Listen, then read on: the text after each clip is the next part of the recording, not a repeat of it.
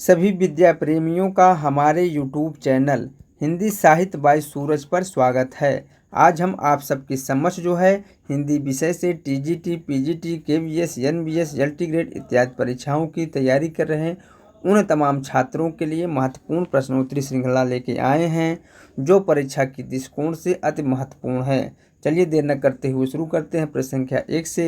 यदि मेरा वीडियो आप सभी लोगों को अच्छा लगे तो लाइक करें, सब्सक्राइब करें और शेयर करें। इसके अलावा अभी तक हमने जितने भी प्रैक्टिस सेट कराए हैं उन सभी का पीडीएफ जो है आप लोग मेरे टेलीग्राम चैनल से प्राप्त कर सकते हैं। प्रश्न संख्या 1 है, आचार्य रामचंद्र शुक्ल के इतिहास ग्रंथ में कालों के नामकरण का आधार क्या रहा है? युग प्रवृत्ति रहा है या फिर पूर्व परंपरा रहा है या फिर प्रमुख ग्रंथ रहे हैं या फिर उपयुक्त में से कोई नहीं? इसमें जो ऑप्शन सही हो जाएगा, आचार्य रामचंद्र शुक्ल के इतिहास ग्रंथ में कालों के नामकरण का आधार जो रहा है वह युग प्रवृत्ति का रहा है। ऑप्शन नंबर ए सही हो जाएगा। चलिए हम लोग अगला प्रश्न देखते हैं। प्रश्न संख्या 2 देखते हैं। निम्नलिखित ग्रंथों को उनके लेखकों के साथ सुमेलित कीजिए। यानी कि एक तरफ जो है ग्रंथ दिया गया है, दूसरी तरफ जो है उनसे संबंधित लेखक दिए गए हैं जिसका हमें मिलान करना है। तो बताइए आप, गोरखनाथ और उनका युग यह किसकी रचना है? तो यह जो है रांगे राघव की रचना है। सिद्ध साहित्य किसकी रचना है? तो सिद्ध साहित्य जो है धर्मवीर भारती की रचना है। नाथ संप्रदाय किसकी रचना है? तो नाथ संप्रदाय जो है हजारी प्रसाद द्विवेदी की रचना है। हिंदी काव्य में निर्गुण संप्रदाय यह किसकी रचना है? तो यह जो है पीताम्बर दत्त बर्थवाल की रचना है। तो 4, 3, 2, 1 जिस ऑप्शन में होगा वही ऑप्शन सही होगा। 4, 3, 2, 1 ऑप्शन नंबर बी में है, इसलिए ऑप्शन नंबर बी सही हो जाएगा। चलिए हम लोग अगला प्रश्न देखते हैं। प्रश्न संख्या 3 देखते हैं।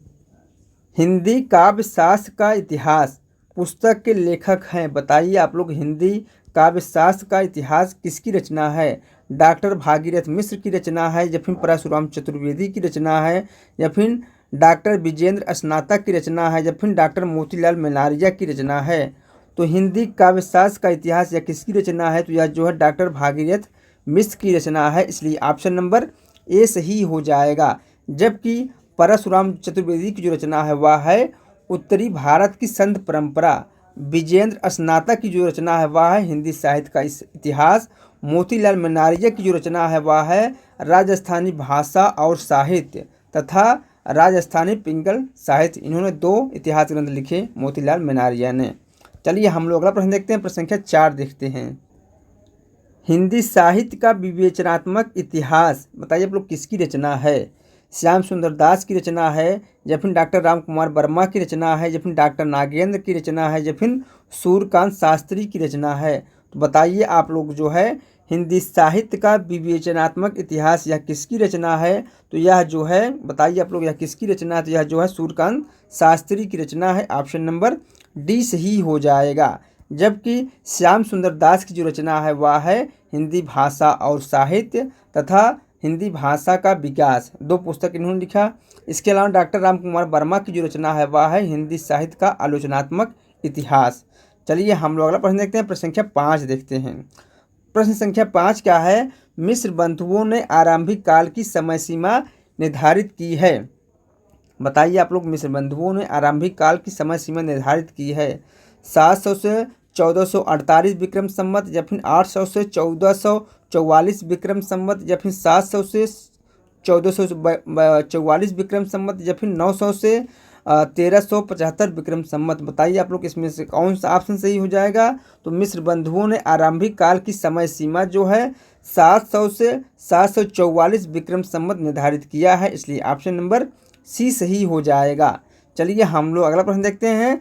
प्रश्न संख्या 6 देखते हैं। हिंदी साहित्य के आदिकाल का नाम आदिकाल किसने दिया है? हजारी प्रसाद द्विवेदी जी ने दिया है या फिर जॉर्ज ग्रियर्सन ने दिया है या फिर आचार्य रामचंद्र शुक्ल जी ने दिया है या फिर श्याम सुंदर दास जी ने दिया है?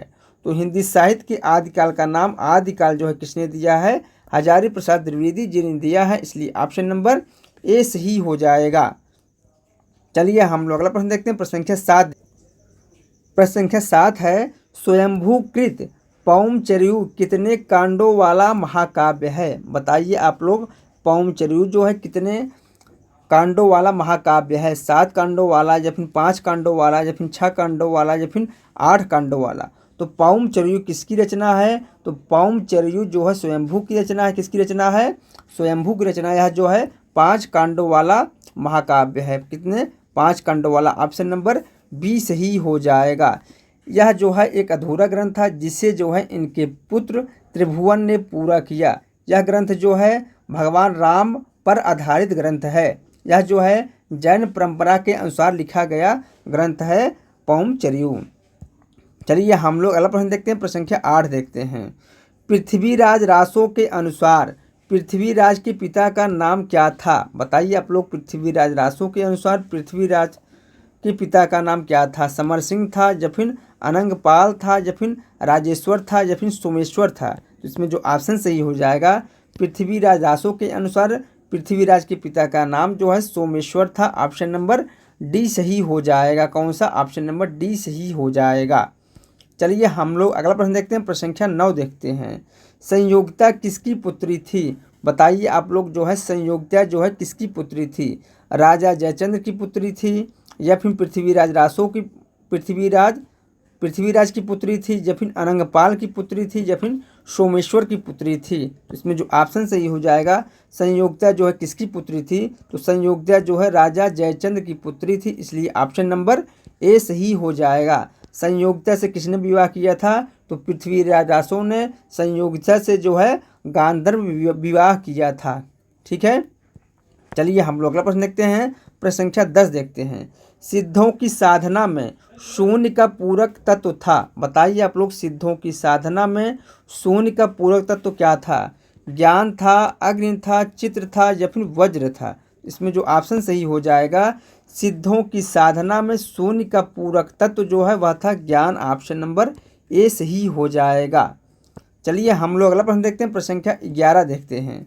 पद्मावत में उल्लिखित राजा रतन सेन कहाँ के राजा थे? बताइए आप लोग। रतन सेन जो है कहाँ के राजा थे?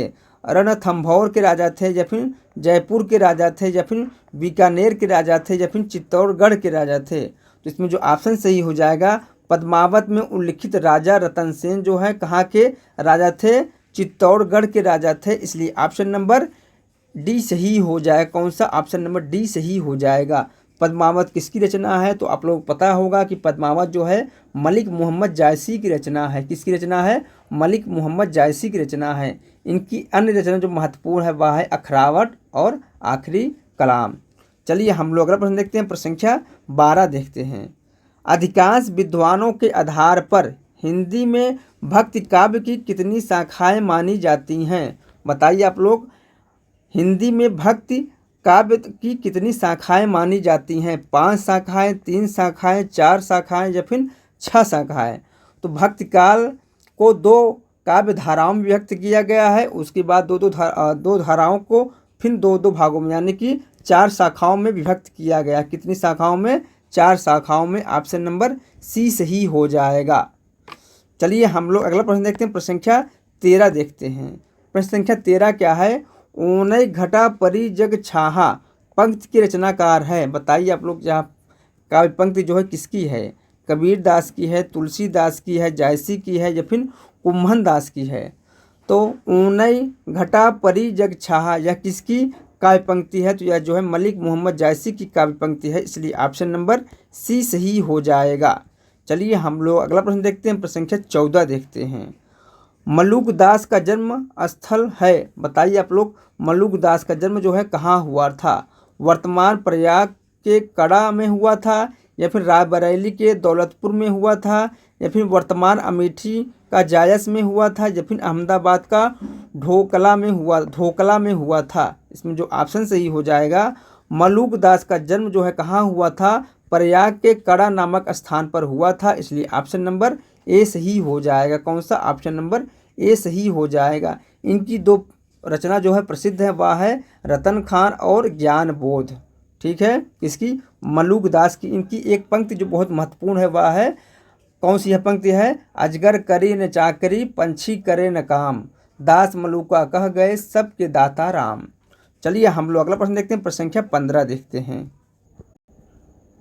निम्नलिखित में से कौन सा कथन जो है संत काव्य के संदर्भ में सही नहीं है, उसे हमें बताना है। यानी कि 4 कथन दिया गया है, एक कथन कौन सा संत काव्य के संदर्भ में सही नहीं है, उसे हमें बताना है। कथन ए है, संत काव्य की भाषा जन सामान्य की भाषा है। कथन बी है, संत काव्य में शास्त्रीय ज्ञान को परम आवश्यक माना गया है।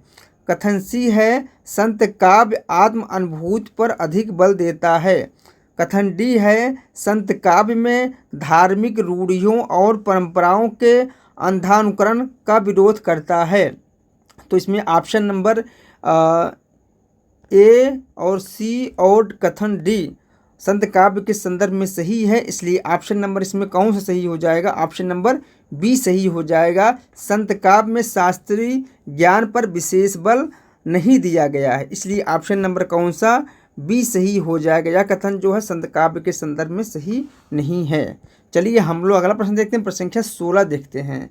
साधना के 3 अवयव बताए गए हैं, निम्नलिखित में से कौन सा एक साधना का अवयव नहीं है, उसे हमें बताना है। भक्ति नहीं है, ज्ञान नहीं है, कर्म नहीं है या फिर मन नहीं है। तो साधना के 3 अवयव कौन है? भक्ति है, ज्ञान है और कर्म है, जबकि मन नहीं है, इसलिए ऑप्शन नंबर कौन सा? डी सही हो जाएगा। चलिए हम लोग अगला प्रश्न देखते हैं, प्रश्न संख्या 17 देखते हैं। जो नर दुख में दुख नहीं माने, किसकी प्रसिद्ध पंक्ति है? बताइए आप लोग, यह किसकी पंक्ति है? दादू दयाल की है, सुंदरदास की है, गुरु नानक की है या फिर रैदास की है? तो जो नर दुख में दुख नहीं माने, यह काव्य पंक्ति जो है किसकी है? गुरु नानक जी की है। ऑप्शन नंबर सी सही हो जाएगा। चलिए हम लोग अगला प्रश्न देखते हैं, प्रश्न संख्या 18 देखते हैं। प्रश्न संख्या 18 क्या है? इनायत एक प्रसिद्ध सूफी शब्द है जिसका अर्थ है। बताइए आप लोग, इनायत जो है प्रसिद्ध सूफी शब्द है जिसका अर्थ क्या है? मृत्यु है या फिर एकाकार है या फिर कृपालुता है या फिर सेवा है? तो इनायत शब्द का जो अर्थ है वह है कृपालुता। ऑप्शन नंबर सी सही हो जाएगा। क्या? ऑप्शन नंबर सी सही हो जाएगा, कृपालुता इनायत शब्द का अर्थ है। चलिए हम लोग अगला प्रश्न देखते हैं, प्रश्न संख्या 19 देखते हैं। राम कथा उत्पत्ति और विकास नामक समीक्षात्मक ग्रंथ के लेखक कौन है? बताइए आप लोग, राम कथा उत्पत्ति और विकास किसकी रचना है? डॉक्टर उदयभान मिश्र की रचना है या फिर डॉक्टर भागीरथ मिश्र की रचना है या फिर सूर्यकांत त्रिपाठी निराला की रचना है या फिर फादर कालिम बुल्के की रचना है? बताइए आप लोग, यह किसकी रचना है? तो राम कथा उत्पत्ति और विकास यह किसकी रचना है? तो यह जो है फादर कालिम बुल्के की रचना है। ऑप्शन नंबर डी सही हो जाएगा। चलिए हम लोग अगला प्रश्न देखते हैं, प्रश्न संख्या 20 देखते हैं। राम को काम कहाँ रिपु जीत हैं, कौन कबे रिपु जीत्यो कहाँ? उपयुक्त पंक्ति जो है किस कवि की है? बताइए आप लोग, यह काव्य पंक्ति जो है किस कवि की है? तुलसीदास की है, केशवदास की है, नाभादास की है या फिर सेनापत की है? तो यह काव्य पंक्ति जो है केशवदास जी का है। ऑप्शन नंबर बी सही हो जाएगा। चलिए हम लोग अगला प्रश्न देखते हैं, प्रश्न संख्या 21 देखते हैं। नगर शोभा जो है किसकी रचना है? बताइए आप लोग, नगर शोभा जो है किसकी रचना है?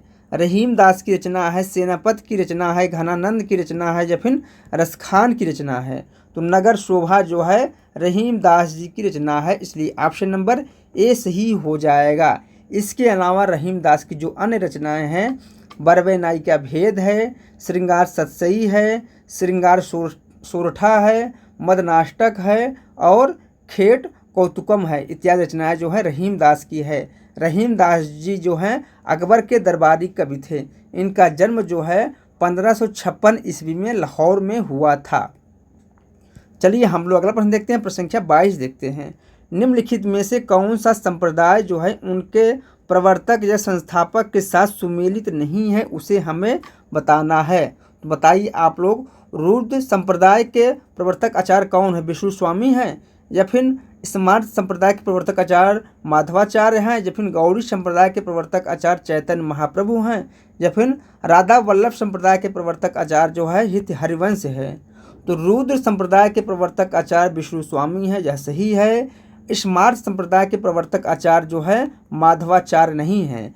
स्मार्त संप्रदाय के प्रवर्तक आचार्य जो है कौन है? शंकराचार्य हैं, इसलिए ऑप्शन नंबर बी सही हो जाएगा। जबकि माधवाचार्य जो है किसके प्रवर्तक हैं? ये हैं ब्रह्म संप्रदाय के प्रवर्तक आचार्य हैं माधवाचार्य। ठीक है, चलिए हम लोग अगला प्रश्न देखते हैं। प्रश्न संख्या 23 देखते हैं। रामानंद के गुरु कौन थे? बताइए आप लोग, रामानंद के गुरु कौन थे? कांचीपुर थे, या फिर राघवानंद थे, या फिर अनंतानंद थे, या फिर वल्लभाचार्य थे? तो रामानंद के जो गुरु थे वह थे राघवानंद। ऑप्शन नंबर बी सही हो जाए। कौन सा? ऑप्शन नंबर बी सही हो जाएगा। जबकि रामानुजाचार्य के गुरु जो थे कौन थे? वह थे कांचीपुर। रामानुजाचार्य के गुरु थे कांचीपुर। ठीक है, चलिए हम लोग अगला प्रश्न देखते हैं। प्रश्न संख्या 24 देखते हैं। उत्तर मध्यकाल के नामकरण के संबंध में किस लेखक का नाम असंगत है उसे हमें बताना है। कलाकाल, बताइए आप लोग, कलाकाल नाम जो है किसने दिया है? तो कलाकाल नाम जो है डॉक्टर रमाशंकर शुक्ल रसाल ने दिया है, न कि हजारी प्रसाद द्विवेदी ने, इसलिए ये ऑप्शन गलत हो जाएगा। तो असंगत पूछा है, इसलिए ऑप्शन नंबर ए सही हो जाएगा। जबकि उत्तर मध्यकाल को श्रृंगार काल जो है विश्वनाथ प्रसाद मिश्र ने कहा, यह सही है। रीत काल जो है आचार्य रामचंद्र शुक्ल ने कहा, यह भी सही है। अलंकृत काल जो है मिश्र बंधुओं ने कहा, यह भी सही है। उत्तर मध्यकाल नाम जो है किसने दिया है? हजारी प्रसाद द्विवेदी जी ने दिया है। चलिए हम लोग अगला प्रश्न देखते हैं। प्रश्न संख्या 25 देखते हैं। निम्नलिखित में से कौन सा कवि जो है डॉक्टर नागेंद्र के अनुसार रीतबद्ध कवियों के अंतर्गत नहीं आता? रसनिधि नहीं आते, या फिर वृंद नहीं आते, या फिर पजनेश नहीं आते, या फिर घनानंद नहीं आते? तो डॉक्टर नागेंद्र के अनुसार रीतबद्ध कवियों के अंतर्गत जो है घनानंद नहीं आते, इसलिए ऑप्शन नंबर डी सही हो जाएगा। कौन सा? ऑप्शन नंबर डी सही हो जाएगा। घनानंद जो है रीत मुक्त कवि हैं, तो घनानंद, आलम, बोधा, ठाकुर ये सभी जो हैं रीत मुक्त कवि हैं। चलिए हम लोग अगला प्रश्न देखते हैं। प्रश्न संख्या 26 देखते हैं। आनंद अरुणोदय किसकी काव्यकृति है? बताइए आप लोग, आनंद अरुणोदय किसकी रचना है? प्रेमघन की रचना है, या फिर भारतेंदु हरिश्चंद्र की रचना है, या फिर महावीर प्रसाद द्विवेदी की रचना है, या फिर हरिऔध की रचना है? तो आनंद अरुणोदय जो है किसकी रचना है? यह जो है बद्री नारायण चौधरी प्रेमघन की रचना है, इसलिए ऑप्शन नंबर ए सही हो जाएगा। चलिए हम लोग अगला प्रश्न देखते हैं। प्रश्न संख्या 27 देखते हैं। भारतेंद्र युग में समस्या पूर्ति से संबंधित निम्नलिखित चर्चित पंक्ति के रचनाकार हैं। पिय प्यारे तिहारे निहारे बिना अखिया दुखिया नहीं मानती है। बताइए आप लोग, यह काव्य पंक्ति जो है किसकी है? भारतेंदु हरिश्चंद्र की है, प्रेमघन की है, या फिर प्रताप नारायण मिश्र की है, या फिर नवीन की है? तो यह काव्य पंक्ति किसकी है? तो यह काव्य पंक्ति जो है भारतेंदु हरिश्चंद्र की है। ऑप्शन नंबर ए सही हो जाए। कौन सा? ऑप्शन नंबर ए सही हो जाएगा। चलिए हम लोग अगला प्रश्न देखते हैं। प्रश्न संख्या 28 देखते हैं। वीराष्टक तथा कलकासी रचनाओं के रचनाकार कौन है? बताइए आप लोग, वीराष्टक कलकासी किसकी रचना है? सत्यनारायण कविरत्न की रचना है, या फिर श्रीधर पाठक की रचना है, या फिर जगन्नाथ दास रत्नाकर की रचना है, या फिर लाला भगवान दीन की रचना है? तो वीराष्टक तथा कलकासी यह किसकी रचना है? जगन्नाथ दास रत्नाकर की रचना है, इसलिए ऑप्शन नंबर सी सही हो जाए। कौन सा? ऑप्शन नंबर सी सही हो जाएगा। चलिए हम लोग अगला प्रश्न देखते हैं। प्रश्न संख्या 29 देखते हैं। आओ खुली बयार नवगीत के रचनाकार कौन है? बताइए आप लोग, आओ खुली बयार जो है नवगीत विधा की रचना किसकी है? ठाकुर प्रसाद सिंह की है, राजेंद्र प्रसाद सिंह की है, या फिर वीरेंद्र मिश्र की है, या फिर रामदरस मिश्र की है? तो आओ खुली बयार किसकी रचना है? यह जो है राजेंद्र प्रसाद सिंह की नवगीत विधा की रचना है, इसलिए ऑप्शन नंबर बी सही हो जाएगा। वीरेंद्र मिश्र की रचना जो है वाड़ी के कलाकार अभिरामचल मधुवती और गीतम, इनकी नवगीत विधा की रचना है। रामदरस मिश्र की नवगीत विधा की रचना कौन सी है? मेरे प्रिय गीत जो है रामदरस मिश्र की नवगीत विधा की रचना है। चलिए हम लोग अगला प्रश्न देखते हैं। प्रश्न संख्या 30 देखते हैं। निम्नलिखित में से किस कवि का संबंध जो है तीसरा सप्तक से है? बताइए आप लोग, इनमें से किस कवि का संबंध जो है तीसरा सप्तक से है? मदन वात्स्यायन का है, या फिर धर्मवीर भारती का है, या फिर नेमचंद जैन का है, या फिर अवधेश कुमार का है? तो तीसरा सप्तक का जो कवि है वह है Madan Vatsayan, option number A सही हो जाएगा। जबकि धर्मवीर भारती जो हैं किस सप्तक के कवि हैं, तो धर्मवीर भारती जो है दूसरे सप्तक के कवि हैं। नेमचंद जैन जो है तार सप्तक के कवि हैं। अवधेश कुमार जो हैं किस सप्तक के कवि हैं, चौथे सप्तक के कवि हैं अवधेश कुमार। ठीक दोस्तों, मेरा यह वीडियो यहीं समाप्त हो रहा है। मिलते हैं नेक्स्ट वीडियो में, तब तक के लिए जय हिंद जय भारत।